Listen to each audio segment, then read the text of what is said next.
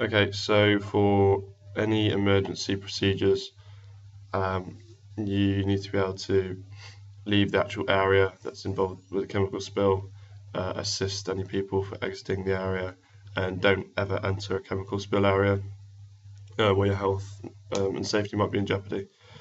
So call 999 and stay out of the area. So evacuate anyone from the spill area. Also shut off any equipment as you leave the area to prevent any like electricity issues, or like if any chemicals could touch like live wire electricity. Obviously it could cause things like explosions, and you really don't want that. Direct anybody from like to the nearest exit, and don't use any elevators in case of like any electricity issues.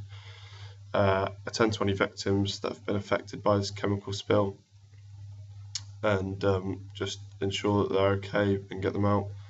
Alert anybody, like anyone around the area needs to be alerted and needs to be evacuated that's near this chemical area. And don't go back into the chemical spill area when it's actually happened,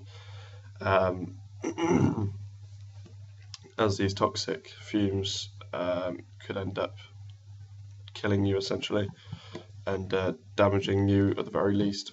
Okay, so make sure the doors are closed when you evacuate the area to prevent any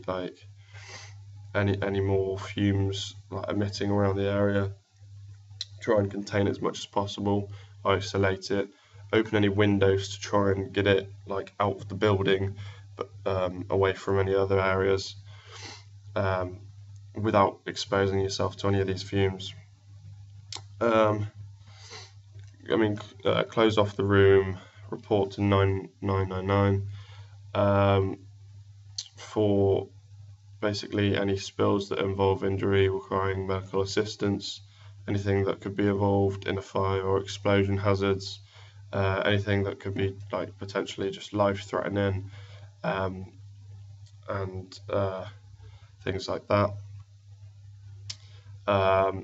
When you call 999, state that it is an emergency. Say things like your name, location, things like that, the actual location of the incident, so they know what to do as soon as they get there, and say what chemical it is if you can, things like that. And also note any injuries, just in case they need to call any services for actual first aid as well. So before the emergency responders arrive onto the scene, the staff will have to block off entrances to the spill sites and prevent people from entering the contaminated area. Lock the doors that lead to the contaminated site, and post signs on the doors as long as you're safe and away from like putting yourself anywhere near these chemical fumes. And things like just waiting for the emergency services to arrive, make sure everyone's out of the building, and just wait for the chemical emergency team to deal with the actual issue itself.